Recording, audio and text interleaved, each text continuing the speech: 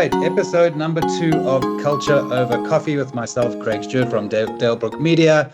And joining me today is Dr. Zain Reddiar, who's the Global Human Resources Officer at ISON Experiences. So I've already done one of these. It was really good. We're going to put out quite a few more, just, I guess, getting the insights from people in the HR, people in culture, employee experience space from various different size organizations, types of organizations. Zain, good to have you. How's it going on this Friday afternoon? Good, Craig. I'm happy it's the weekend. The week has been just 10 minutes for us, right? So there's not enough time in a day. No. And this year's flying by as well. I think it's been, 10 minutes of 2025 so far as well. Yeah, true. Yeah, absolutely flying Before I by. know it will be Monday. Yeah. Weekends just fly by. All good. Zain, why don't we start just a bit of introduction into yourself, into ISON Experiences. I'm not sure that many people have heard of the company, but obviously you've given me a bit of an introduction prior to this. Very interesting organization in the BPO space. So over to you. Give us a bit of an insight, and especially how many people you've got in that environment. And it's true, we don't have a very big public presence, and that's probably because very much by design, because we were quite niche in what we do to a degree. So I think the organization has chosen not to go big because we spend a lot of time fronting our clients. So as a BPO, our investment is there, our attention is there. We spend a lot of time, aligning our values and driving the values of our clients, because we actually, the customer service indexes rely on how we perform as a BPO. So we really committed to that as an organization. So I think our brand becomes secondary to our clients because we really want to make sure that we deliver what our promise is. And then that's to make sure that customers get what they promise their customers. So that's what we do. We operate over 17 countries. That spans across from the UK. We have quite a large operation across India in 5 locations. And of course, we run all the way in Africa, from Egypt all the way down to South Africa, covering both East and West Africa as well. So it's quite a large footprint, and we have about 16,500 employees at the moment. So a large contingent, very different people, very different cultures, different ways of work, but a great bunch of people that makes us a great company to work with. All right, so 16,500 people, by any measure, even if they were all sort of, in one country and sort of one sort of similar culture, that would be no mean feat to kind of, create good employee experiences and culture across those. But as you say, you've got, UK, across Africa, India, etc., all very, very different ways of working, types of people, what they expect a work environment to look like. How do you create great employee experiences and culture across all of those, also sort of under the umbrella of ISON, but then having those sort of micro cultures and micro employee experiences across all the diverse regions that you have people sitting in your call centers? I think for me, I've been doing this for over 2 decades now, right? And I've worked myself across multiple geographies, from the Middle East all the way down to Africa. But we must always remember that the culture of the people will always be greater than the culture of the organization. And therefore, organizational culture and values, when one develops them, it must resonate with people's cultures. But then how do you build a global culture? Because people are definitely so very different, and they all have their micro cultures, and they all have different frames of references, different backgrounds, different value sets. But there's something that's intrinsic, and I think we must believe that every person comes from good.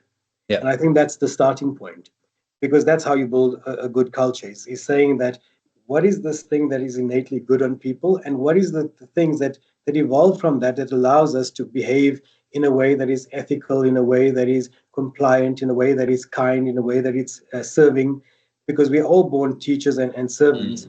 And if we don't actually live out those, we're also born healers, and we never get into that space of our lives either. So when you start tapping on the very basic things that make us human, I think it's there where we start aligning each other. And this is where you start bringing in the values that one can say we're now able, doesn't matter whether you're sitting in South Africa or you sit talking to somebody from an Arab culture in Egypt or an Asian culture out in the East, or even you're talking to somebody from the UK that comes from a completely Western culture. Yeah. It's that central value. So I think for us, it's very much doing things by heart with heart. And once you start doing those kind of things, and that becomes the premise from which you do everything, then of course you start aligning naturally. Yeah, maybe we can sort of expand a little bit on that, doing everything by heart with heart, and what that means, and how you kind of live that across the organization, and how you have that, cascading through with the values and everything. Trying to get that message across to 16,500 people is, I think, a massive task in itself. Yeah. How do you kind of live that? How do you communicate that? How do you cascade it across the organization? So while I sit as the champion of culture across all these countries, it is championed by our CEO, our global CEO, and of course the Exco then mirrors that down into the leadership of the organization. These are really just the pillars that make sure that whatever comes down, and it starts from the top, and we start distilling this into the business. It's very much comes from a space of when we take doing things by heart is how do we drive leadership, what is that leadership agenda, and what is that leadership feel look like, because I think we talk about the smell of the place. So what is the smell of the place, and how do people connect with that?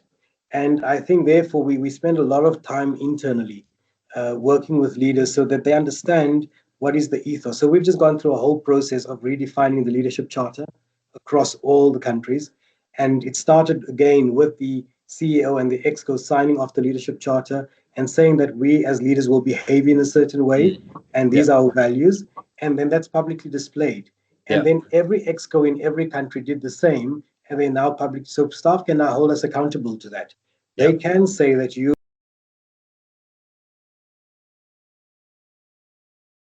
said you will behave in a certain way, and therefore we expect this behavior. And I say to staff that if it's not, please, you have direct access to my office, and therefore raise these things. So it's a slow process, because of course you need to align everybody. And people also, sometimes we're in a business that's a machine. We run a 24/7 business. So of course we try to get through doing our work and serving our clients, but we also have to spend a lot of time on this behavioral part and this high EQ part, where we have to make sure that we also united and the glue is holding everything together. So it is quite a task. We have HR heads that sit in all the countries, and then their teams drive these engagement initiatives.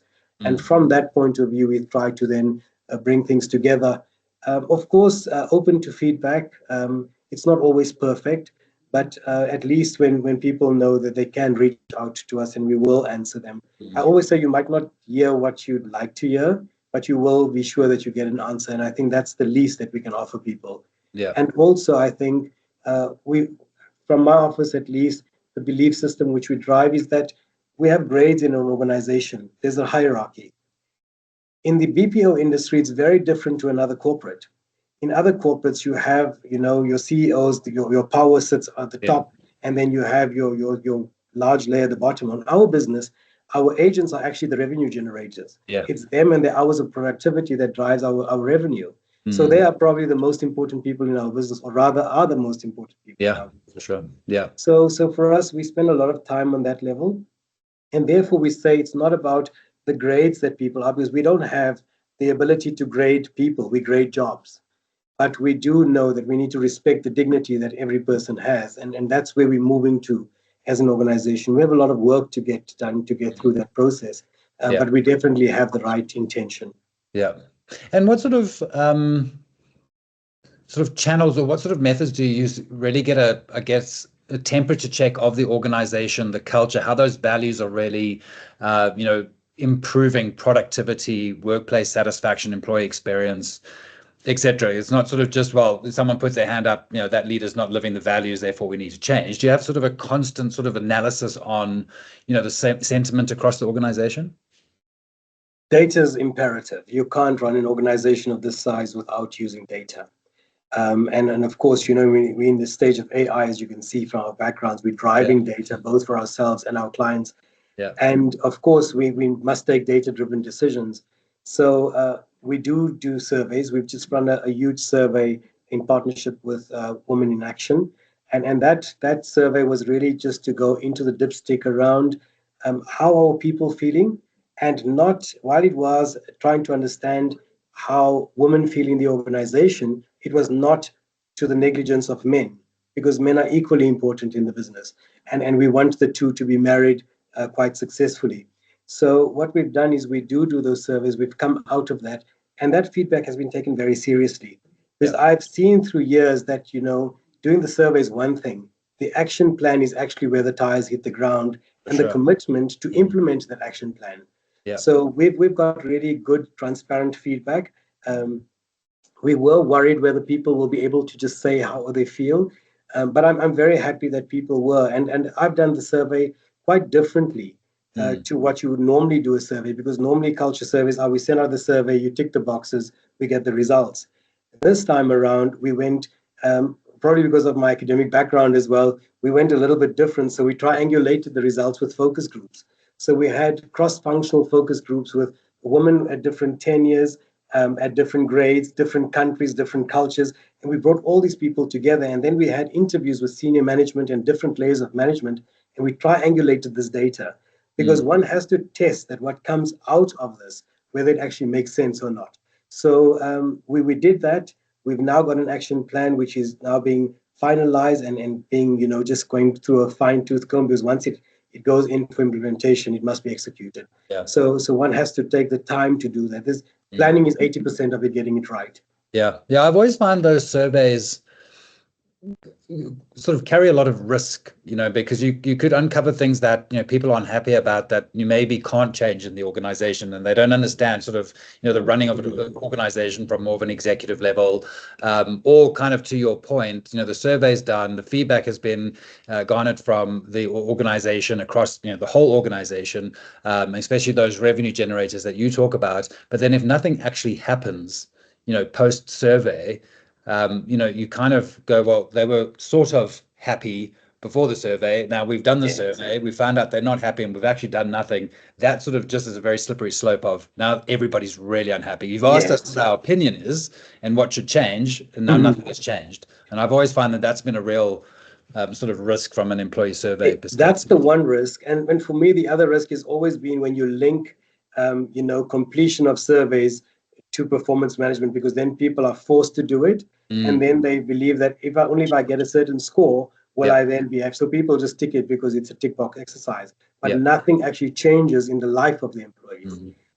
For us, it's very different. We really, apart from this global survey, we have daily pulse surveys on the ground, which we run because our clients often want to know what's happening. So we have blue chip global clients that want to know from us that what is the pulse survey. We have a survey that we run on one of our clients on a weekly basis, and we incentivize staff on that. So we're really under pressure in terms of, 16,500 people, we're running multiple pulse surveys, not even on a weekly basis. And so we really, really keep close to that. And we also, remember, we're running a machine where we're managing people on time. So the pressure is a lot. So keeping those kind of people happy means that we really have to do extraordinary things to make sure that they feel that they're connected to the business. You're kind of leading into my next question around how do you create a great employee experience? You've got loads of people, different cultures, different levels, working in a call center that is, very sort of pressured from a time perspective, make a certain number of dials per day. Who have you actually spoken to? I think often, certainly in South Africa for sure, and I'm sometimes guilty of this, but you get that sort of irate person on the other end of the phone. Why are you calling me? I don't want to know this, all that sort of thing. How do you keep morale up? How do you keep that employee experience? People are coming to work every day, upbeat, ready to really perform for your clients, for themselves, etc. It can't be that easy. No, it's not at all. It's probably the most difficult thing for us to do, because of course, when one person feels really disgruntled, that sentiment quickly filters down to others, and suddenly somebody who was not feeling bad at all realizes, oh, I have this issue, and then it starts, domino effect. But we do a few things. One is on the one side, there's a lot of fun activity that happens on the ground. So we have these kind of things that when you reach certain milestones, you can go onto a prize wall and just grab a prize for yourself. So there's those kind of small motivators, and people love these things because we employ mainly youth, so they take these things home. It's big achievements for them. We do a lot of reward and recognition weekly across our businesses. But then, of course, you can do whatever you like. You can give me a lot of money, but if you treat me badly, then my experience is going to be bad. So we drive really about authenticity, that authentic leadership. And I think people across the business know me for this, is that I'm very, very strict about discipline, about transparency, about the way we speak to people. My message to them is always just love my people, because you're really the kind of people. Remember that BPO industry is one of the only industries where you can still bring in people through who don't have a high education in terms of formal education, and we bring them through. We get them work ready. We prepare them, and then we pass them through. So people who are coming from impact sourcing backgrounds have a very, very different background to what normal people and professionals coming to other organizations. So if I took a call center in a business that runs it internally, like a Discovery Health, it's a very different environment. So we bring these people in, create the opportunities. Our work is not only getting them onto the dialer. Our work is also having to unpack their psychological trauma, to unpack where they find themselves, unpack the long way they had to walk. And when you listen to some of the stories that these young people go through in their communities, you realize the amount of work that we do. So it has to be better at the office than it is at home. And that's one of the things we strive to do, making sure our canteens are on site are up to standard. The way we manage people, they have transport arrangements at least. So we try to bring those little things that make you feel a little less pressure than you do normally. And I know it seems an obvious statement, being human resources, but it's really about treating the agents as humans, the people side of things. Not, looking at the picture in your background, you've obviously got the sort of the human and the sort of humanoid, if you will. And I think a lot of people have that sort of perception that, call center agent is just that sort of agent who just literally is just a dialer. But if you kind of have to dig into the psyche and the background of that person, it's that human element that if you understand that and work with that and really acknowledge that, that's what's going to create a happy workforce, I assume, rather than just being like, your job is to dial. We don't care anything else. You just dial, basically. And I think for us, we also have, one is that the social context that people come from, but we also have, exactly as you see behind me, this AI threat, because of course, in our business, there are going to be, we already have AI dialers, AI interventions, AI taking calls, etc. So people start getting worried about what's going to happen to me. And I don't think that it's a replacement of one or the other, but rather how do we converge so that we're able to work together and think differently? Because we have to think ahead of the curve, because the only thing that still keeps us human is that we have the ability to think for ourselves and to be able to have emotion. And this is where we start shifting away from AI. So we're driving AI very actively within our business and driving it for our clients. But at the same time, we're having to manage this where staff feel really threatened by the concept of AI. And we're saying to them that no, because we will always coexist. But you can't do the things that you do the same way you did them yesterday. You have to evolve. You have to be ahead of the curve. You have to make sure that you are thinking in a certain way that you bring value to the system, right? And of course, even if we look at the area of customer experience, that is completely shifted. Taking calls and running the mundane things on systems, on people getting their balances and trying to log a fault, those are all really the experience is really on moving them to the next level of products and services, of cross-selling, upselling, really making sure they understand what they have. So that's where human beings come into play. So I think sort of just looking at that AI thing. So for your agents, it's really about how do we make you better?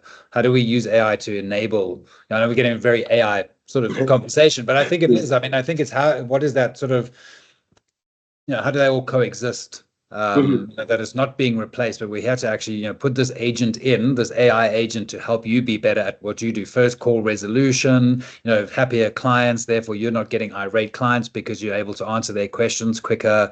Those sorts of things. And then I think it's not just in our industry around AI, right? Because when you think of it, we have, I think one of the multinationals has an AI board member. You have AI doing work of receptionists and all other things. So it's not about making work redundant, but rather work being evolved that's more meaningful. So it's about taking people through. We currently upskilling our people in actually, do you understand AI? Do you know what it means for you and how you can interact with it? So I think there is that education process that we obliged to and I think compelled to take our employees with, because I think that's also removes the sense of fear. But then that helps them to evolve their jobs into something that's different so that they can engage AI. Because I can tell you simple things like ChatGPT, we take it for granted. We think, yes, we can use it, but it's not true. There are certain methods of putting in the request that you have and formulating so that you get the right answer. So you need to know, and those are all trainings that we do with people to try and make them feel less pressured and threatened by AI. Yeah. Zain, final question on the agents and then the employee experience. I know that you talk a lot about having a sense of purpose within the organization. Obviously, the purpose of the agent is to make the calls, to cross-sell, upsell, revenue generate, etc. And they get rewarded. You talked about the prize wall, etc. But how do you give them a sense of purpose that they're actually adding value to the client as well? It's not just the value for yourself, you get a prize, whatever it may be, but what you're doing is actually helping someone else. So it's something I've, over the years have struggled with from a conference perspective. Sometimes people like, what is the real value of what we do? And wise uncle, which I think I told you about in our prep call, was also said to me, well, you do, events on whatever it may be. We did healthcare events, and you're helping people, enable patients better or work on patients better, etc., or customer experience, whatever it may be. How do you give the agents, that sense of purpose that they're actually adding value other than just dialing revenue prize? For me, there's two fundamentally different things: is allowing them to add value and their purpose. Because I don't think that their purpose is answering calls. I don't think any one of them do that as this is my purpose in life is to come. I think it's a vehicle for them to reach their ultimate purpose. So again, our world is evolving, where we're saying to somebody that yes, we need to put food on the table, you need to have a job, you need to be upskilled, you do these things, but at the same time, what is your real purpose? And I think helping them define really what is the reason for my existence, and that purpose might sit outside of the call center. And we're okay for that, because we think that if our people graduate out of the call center to something greater and better, that brings them value to themselves, their families, and their societies, then our job is done, because we're not just a corporate that exists. We must be a good corporate citizen as well. So for us, I think giving them purpose is saying that your purpose is something that you aspire to, that you must find your reason for being. But at the same time, we need to find that your work that you do, how does that bring value to our clients, and then how does that keep you linked and keep you meeting the daily needs that you have? Because I think we all do work only because we have to, right? If we didn't have to work, we wouldn't. Exactly. So we have to make sure that they understand that what this job brings me a certain level of value, and therefore I need to add that value. So how does this two complement each other? And that for me is probably the most difficult thing to do. Over the years in HR, I think that's people always don't see the link there sometimes. All right, perfect. Well, good way to end, Zain. It's been really great chatting to you. Thank you so much for sharing your insights across you're welcome, Craig. Organization and culture and everything. And I look forward to chatting to you and having you on Culture Cafe in June as well. Super. You take care. Awesome. Have a good weekend. Cheers. Bye. Bye.